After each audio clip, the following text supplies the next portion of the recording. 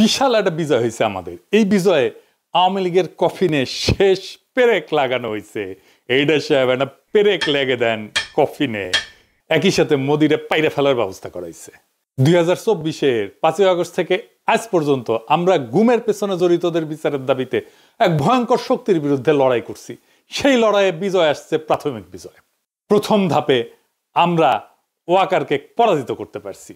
আন্তর্জাতিক অপরাধ ট্রাইব্যুনাল এক ঐতিহাসিক পাহাড় সম কঠিন কাজ করছে। জয়েন্ট ইন্টারোগেশন সেল এবং TFI task force for interrogation, এই সেলে গুম এবং নির্যাতনের 2 মামলায় মোট 30 জনকে আসামি করা হয়েছে এবং এর মধ্যে আছে ডিজিএফআই এর সাবেক অনেকগুলা পরিচালক এবং আর্মির, সেনাবাহিনীর উর্দি পড়া দুর্বৃত্তরা। তবে এই ঘটনা থেকে বাংলাদেশের মিডিয়া কারা নিয়ন্ত্রণ করে সেটা ধারণা পাওয়া গেছে। আমার দেশ এবং কয়েকটা সামান্য গণমাধ্যম ছাড়া কেউই সাবেক ডিজিএফআই এর কর্মকর্তাদের বিরুদ্ধে গ্রেপ্তারি পরোয়ানার খবরটাতে ডিজিএফআই শব্দটা পর্যন্ত ব্যবহার করেনি। সবার শিরোনামে ছিল শুধু হাসিনা আর সাবেক সেনা কর্মকর্তাদের নাম। দেখেছেন, ডিজিএফআই এর নাম শুনলে কাপড় নষ্ট করে ফেলে। এই জেনারেল ওয়াকার গুম খুনে জড়িতদের রক্ষায় আগামী নির্বাচনে সহায়তার আশ্বাস দেয়া বিভিন্ন রাজনৈতিক দল এবং ব্যক্তিদের নানা প্রস্তাব দিয়ে আসতেছিলেন। এমনকি কিছু মানুষকে সামরিক এলাকায় পিএনজি করাইছে। পিএনজি মানে জানেন তো, পার্সোনা নন গ্রাটা, মানে এদের সেনানিবাসে ঢুকতে দেওয়া হবে না। ওয়াকার তো পারলে তার বোন কাটাল রানীর ক্ষমতায় রাখতো। এখন ও যাই করুক, ব্যর্থ হবে। কারণ সে মিত্র হিসেবে বেছে নিচ্ছে কালপ্রিটদের, দুর্বৃত্তদের, এবং তার মিশন হইতেছে দুর্বৃত্তদের রক্ষা করার। যাই হোক, আগে জেনে নি আসলে গুম সংক্রান্ত কি বিশাল অপরাধ হাসিনা আর তার দলবল করেছিল।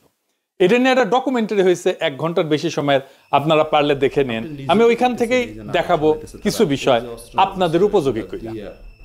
ওয়াকার কি কি ঝামেলা করেছে, কেন করেছে, আর ওয়াকারের জন্য কি অপেক্ষা করতেছে সেটাও আমরা এই আলোচনায় জানবো।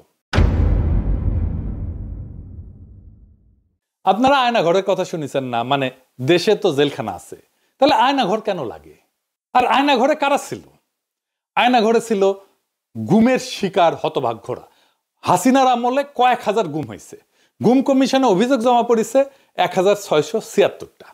গুম কমিশনই বলে যে এটা একটা সামান্য অংশ, গুমের শিকার একটা বড় অংশই ঝামেলা এড়ানোর জন্য অভিযোগই করতে চায় না। শোনান এডিটর সাহেব কি বলে গুমের শিকার ব্যক্তিরা। ওই ওপেনলি ওইভাবে সাক্ষাৎকার দিব না, কারণ ওটা এভিডেন্স থেকে যাবে। আমার আজ হোক কাল হোক আমার তো আসলে পরেরটাও চিন্তা করা লাগবে, ফ্যামিলি আছে। এমনি তো অত্যাচারের শিকার হয়েছি, গুম ছিলাম, মিথ্যা মামলা নিয়ে জেলে ছিলাম, এখনো স্টিল নাও হাজিরা দিচ্ছি। ওই 16 সালে গুম হওয়ার কনসিকুয়েন্স এখনো বিয়ার করতেছি। আমার ফ্যামিলি স্টিল নাও সাফারার, আমার ক্যারিয়ার ধ্বংস, সবকিছু ইয়ে হয়ে গেছে। শুনলেন তো? তো জেলে নিতে হইলে তো একটা প্রসিডিওর লাগবে, আদালতে নিতে হবে, আপনি জামিনের আবেদন করতে পারবেন, উকিল নিয়োগ করতে পারবেন। সবার উপরে আপনার বিরুদ্ধে তো অভিযোগ লাগবে একটা, যে আপনি একটা অপরাধ করছেন, তাই না? প্রমাণ লাগবে। যার বিরুদ্ধে অভিযোগই নাই তারে কি করবে? যেমন ধরেন ব্যারিস্টার আরমান, সে তো কোনো অপরাধ করেনি। ব্রিগেডিয়ার আজমি, সে তো কোনো অপরাধ করেনি। হুম্মাম কাদের চৌধুরী, সে তো কোনো অপরাধ করেনি। তাদের তো জেলে দেওয়া যাবে না, গ্রেপ্তার করা যাবে না। তাদের রাখতে হবে এমন একটা কয়েদখানায় যেখানে দেশের আইন আদালত কিছুই কাজ করবে না, সব গায়েব করে দিবে। যারা হাসিনার শাসনের জন্য চ্যালেঞ্জ, তাদের জন্য আয়নাঘর। এবং এই আয়নাঘর করছে বাংলাদেশ রাষ্ট্রের বাহিনীগুলা। সেখানে পশুর মতো রাখতো মানুষদেরকে। আর আয়নাঘর একটা না, সারা দেশে ছিল 800 আয়নাঘর। দেখেন, প্রত্যন্ত অঞ্চলেও এরকম অনেক আয়নাঘর ছিল। আমরা জেনেছি এটার সংখ্যা কয়েকশো, মেবি 700 থেকে 800। সবচেয়ে বড় আয়নাঘর যেটা, সেটা ছিল ঢাকা ক্যান্টনমেন্টের ভিতরে। এখানে কাউকে বছরের পর বছর আটকে রাখা হইতো। কাউকে কিছুদিন আটকে রাখার পরে মনে করা হইতো তারে আর বাঁচায় রাখা যাবে না, তাহলে হয় মাইলে ফেলাতো, ক্রস ফায়ার সাজায়, অথবা মৃত্যুটাকে দুর্ঘটনা সাজায় দেখানো হইতো। শোনেন, নতুন যারা অফিসার সংযুক্ত হতেন র্যাবে বা র্যাব ইন্টেলে, তাদেরকে বলা হতো 2 একজন মোরগ নামাও বা প্যাকেট নামাও, গুলি করো।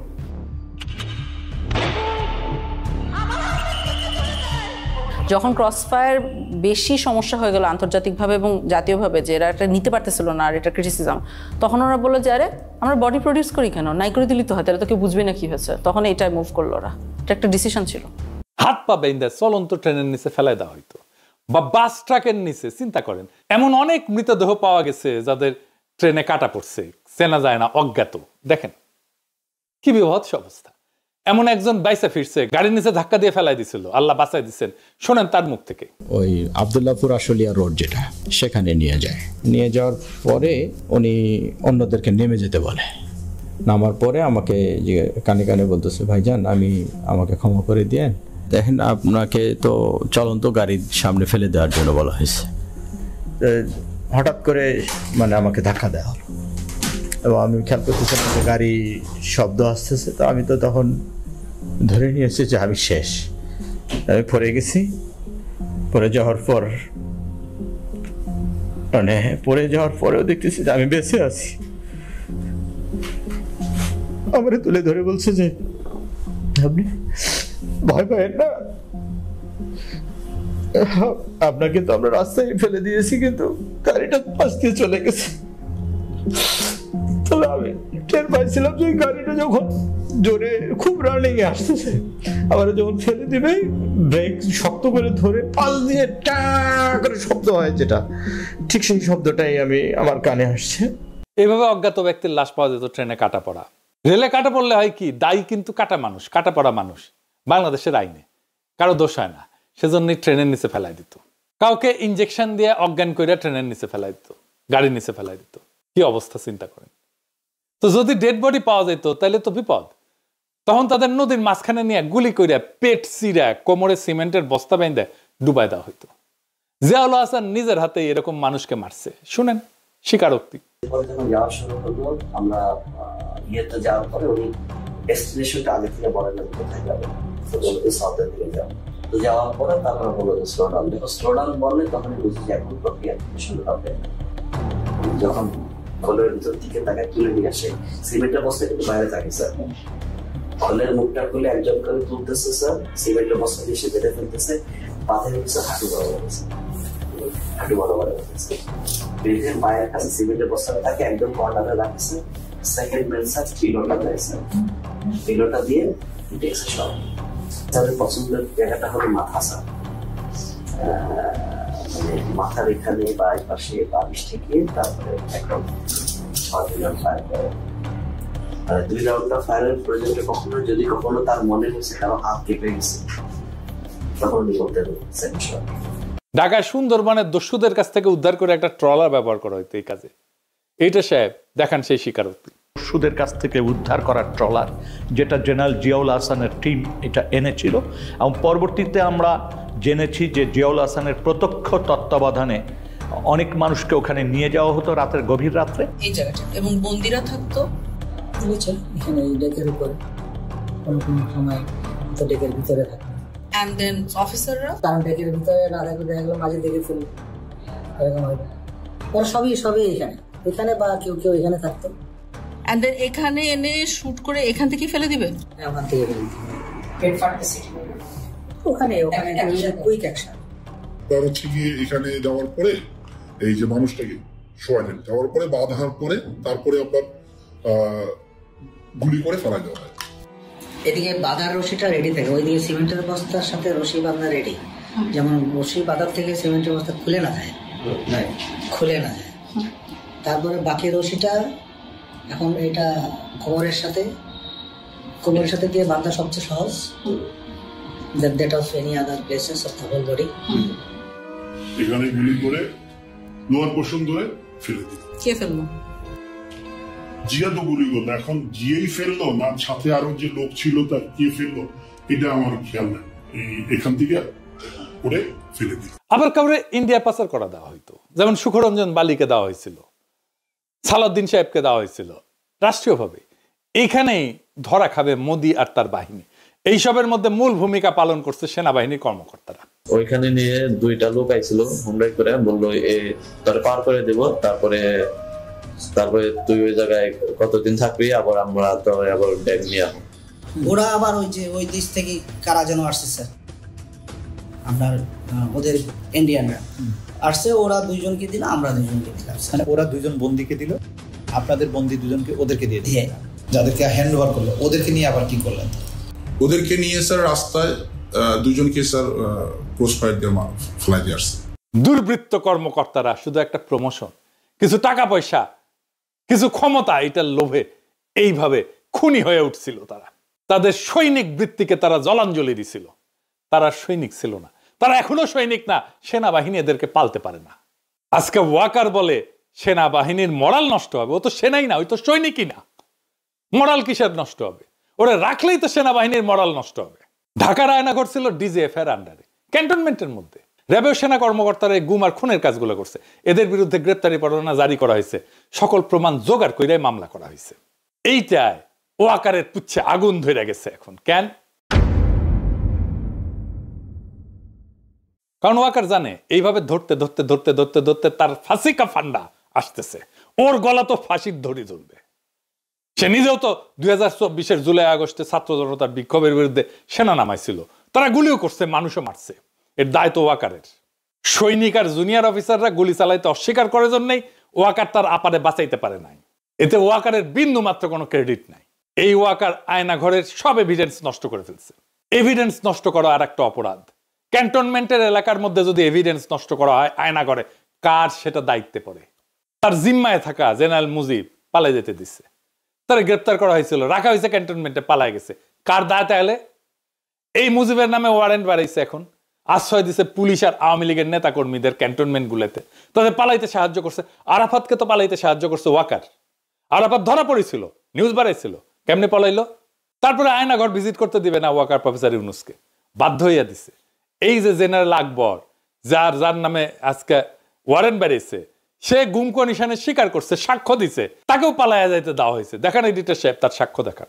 এই প্রসেসের পিকে প্রাইম মিনিস্টার্স অফিস, অনেক সময় ওনার পক্ষ থেকে ডিফেন্স অ্যাডভাইজার ছিল, তো উনিও মাঝে মাঝে ইন্টারফেয়ার করতেন, কথা বলতেন, আদেশ নির্দেশও দিতেন।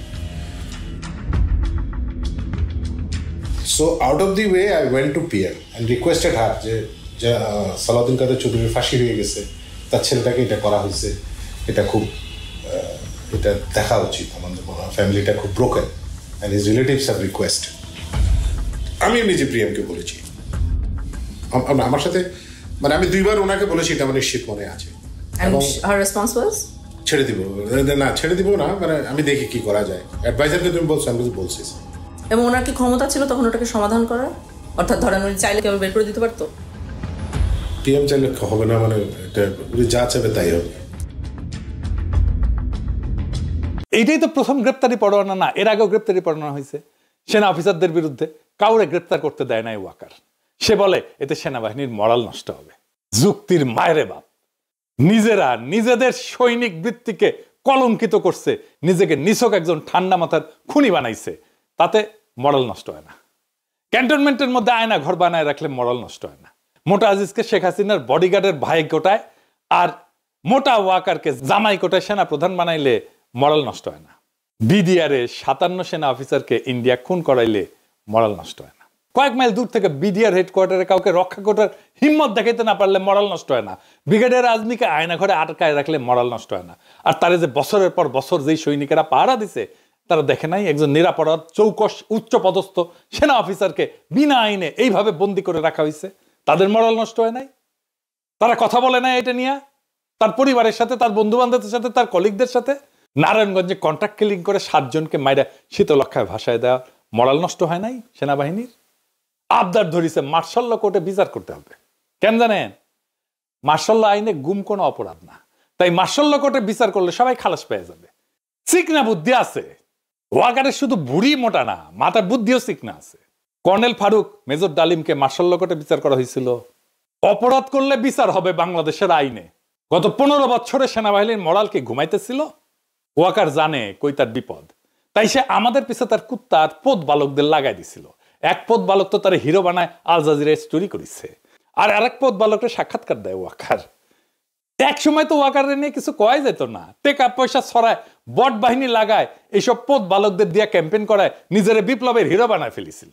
থাইল্যান্ডে গেছিল এই দুই পোত বালক একই টাইমে। পেমেন্ট আনতে গেছিল কিনা কে জানে, জিগান। আমি শুনেছি ডিজিএফআই পেমেন্ট দিছে, থাইল্যান্ডে নিয়েছে, তবে ওইটাই লাস্ট পেমেন্ট। ডিজিএফআই ওই ফান্ড জয় বাংলা হয়ে গেছে। এটা সিম্পল লজিক বা যুক্তি বুঝেন। হাসিনা বা আওয়ামী লীগ যদি একজনের বিরুদ্ধে প্রতিশোধ নিতে চায়, তাহলে সেটা কে কে হবে? তালিকা করলে আমার নাম তো 1 থেকে 5 নম্বরের মধ্যে থাকবে। হাসিনা নিজে আমার নাম কইছে না, একবার না 2বার কইছে। সে আমার মাইরা ফেলাইতে বলছে, তার বক্তব্যে বলছে না শ্বশুর বাড়ি পাঠায় দিতে।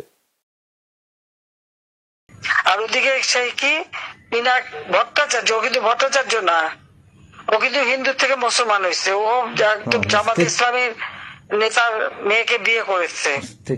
ও এখন ও ভট্টাচার্য লেখে কিভাবে? ও তো ধর্মান্তর হয়ে গেছে। এটা তো কোনো আশা নাই, কোন মিডিয়াতে জানতে হবে। তাই শ্বশুর বাড়ি তো মানসিক যত সম্ভব বোধহয় ত্রিশাল বা টাঙ্গাইলে না,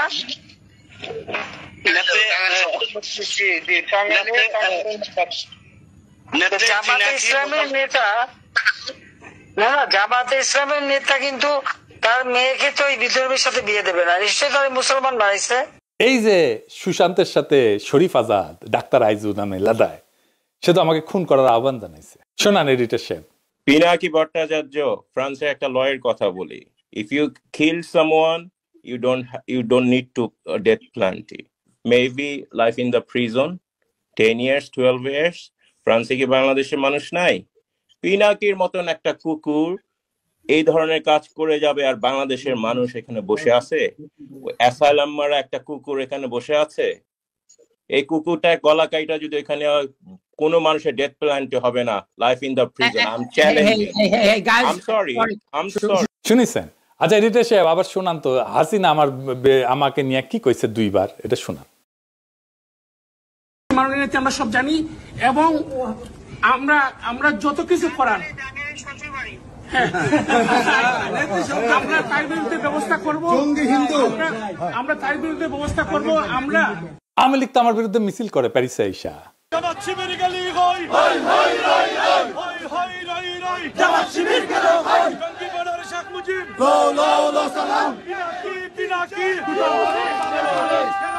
ইন্ডিয়ানরা আমার পছন্দ করে, আমার বিরুদ্ধে তো ইন্ডিয়ানরা পর্যন্ত কন্টেন্ট বানায় গালাগালি করে আমার পোস্টে এসে। দেখেন তো, নাস্তিক যেগুলো আছে সব কয়টা তো আমার গেলায়, তাই না? বাম যেগুলো আছে সেগুলো তো আমার গেলায়, তাই না? তো তাইলে বাম, ইন্ডিয়া, আওয়ামী লীগ, হাসিনা, নাস্তিক, এই যে গ্র্যান্ড একটা অ্যালায়েন্স, এইগুলো তো আমার শত্রু ঘোষণা করছে। তার মানে আমি গ্রেটার আওয়ামী ইন্ডিয়া যে শক্তি, তার বিরুদ্ধে দাঁড়ায় ফাইট করি। আমার চাইতে বড় অ্যান্টি আওয়ামী আর ভারতীয় আগ্রাসন বিরোধী ভয়েস কয়টা আছে? সারা দুনিয়ায় ভারতীয় পণ্য বয়কট আন্দোলন করেছি, সাকসেসফুল আন্দোলন করেছি। তার মানে আমার পিছে যারা লাগে তাদের ফুয়েল কই থেকে আসে এটা বুঝে নেবার। সব কয়টা ইন্ডিয়ান লেসপেন্সার, এদের মিশন আমারে থামায় দেওয়া, পারে নাই, হ্যাঁ পারবেও না ইনশাল্লাহ। কারো রাজনীতিটা পরিষ্কার থাকলে তারে থামানো যায় না, এটা তো সহজ কাজ না। যাই হোক, এই ওয়াকার আওয়ামী লীগরে মাঠে নামাইছে, তো সেনাবাহিনী একটা আওয়ামী লীগরে ধরছে, এটাও ধরে নাই। আওয়ামী লীগের মিছিলের পাশ দিয়ে আর্মির গাড়ি যায়, ভিডিও আছে। সেনাবাহিনী প্রেস কনফারেন্স করে, সেখানে হাসিনার গোয়াচাটা সাংবাদিকরা প্রশ্ন করে, বিদেশ থেকে ইউটিউবাররা সেনাবাহিনীর বিরুদ্ধে বিষোদ্গার করে, আপনারা কি করতেছেন? আমি বলে দিই উত্তরে, সাংবাদিকের বাচ্চা বালটা করবে আমাদের। আর সেনা অফিসার যে উত্তর দেয়, গাইগিকেরা উত্তর দেয়, আপনারে কইতেছি এইসব প্রশ্নের বালসালের উত্তর দেবেন না।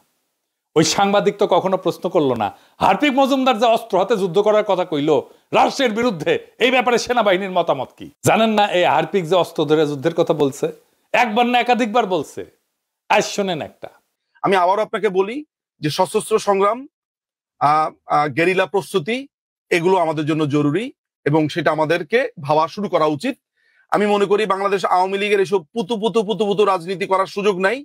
আমরা দেখব যদি ভালোই ভালোই কাজ হয় হবে, কিন্তু দেশ যদি এইভাবে পাকিস্তানের দিকে চলে যেতে থাকে, সশস্ত্র সংগ্রাম এবং আমাদেরকে এই গেরিলা সংগ্রাম বা আরেকটা মুক্তিযুদ্ধ ছাড়া আমাদের কোনো রাস্তা নাই। আমার কথা স্পষ্ট, কোনো রাগঢাক নাই এবং অস্ত্র হাতে যুদ্ধ ছাড়া আমি অন্তত পক্ষে কোনো উপায় দেখি না, এবং সেটা আমরা করব। কইছেন এটা নিয়ে সাংঘাতিক হাসিনার গোয়াচাটা সাংঘাতিক। ওয়াকারের এখন একটাই চিন্তা, যেন বিচারের মুখোমুখি হইতে না হয়। তো ফাইনালি ওয়াকার কি করছে সেটা দেখি। এই জেনারেল পর্যায়ে শীর্ষ দুর্বৃত্ত কর্মকর্তাদের বিরুদ্ধে মামলা করায় খুবই গোসা করিছে জেনারেলরা, পেটমোটা জেনারেলরা। সেনাবাহিনীর টপ অফিসাররা জরুরি সম্মেলন বসছে আজকে যখন রেকর্ড করেছি। ওয়াকার সহ 56 জন জেনারেল এই যে আইসিটি যে আদেশটা করছে, যে আদেশ জারি করছে, তীব্র প্রতিবাদ জানাইছে। পরিস্থিতি অন্যদিকে মোড় নিতে পারে। প্রাক্তন সেনা প্রধানদের আর্মি হেডকোয়ার্টারে ডাকা হবে জানা গেছে, এবং প্রাক্তন সেনা প্রধানরা কেউ যাবেন না ওইখানে। এবং এটা নিয়ে যদি কিছু করতে চায় ওয়াকার, তবে প্রফেসর ইউনূসকে আমি বলবো জরুরি ভিত্তিতে দেশবাসীকে অবহিত করার জন্য। ওয়াকার সেনাবাহিনী ইনস্টিটিউটটার এই খুনি জেনারেলদের রক্ষায় নামাবে, এই তার খায়েশ। সে মনে করে তাইলে আসলে সেও রক্ষা পাবে। আমি আজকে কয়ে দিলাম, সেনাবাহিনী এটা করতে গেলে ধ্বংস হয়ে যাবে। এই গুম যারা করছে তাদের সন্তানদের কান্না শোনেন নাই? এডিটর সাহেব শোনান।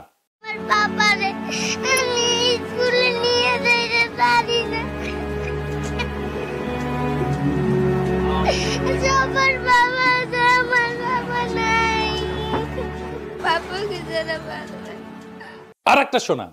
আমার বাবাকে আমি একবারও দেখি নাই। আমার বাবাকে আমার খুবই দেখতে ইচ্ছা হয়, কিন্তু আমার বাবাকে আমি দেখতে পাই না। যখন আমি আমার স্কুল যাই তখন আমার বন্ধুরা তার বাবার সাথে যায়, আমি আমার বাবার সাথে ঈদ করতে পাই না। ঈদে সবাই তার বাবার সাথে মেলাতে যায়, আমি করতে পারি না।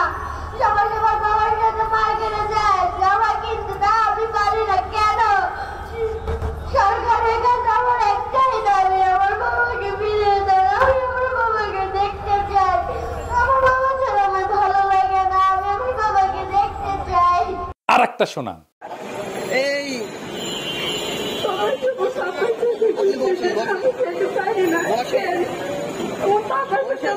করতে বলছে,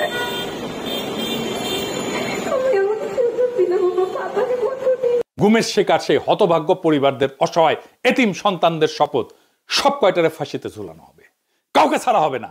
এই ভয়ানক আওয়ামী লীগ সংগঠনের সাথে যারা আছে তাদের একটাকেও ছাড়া হবে না। এই কান্নার কাফারা আমরা আদায় করে ছাড়বো একদিন না একদিন। ইনকিলাব জিন্দাবাদ।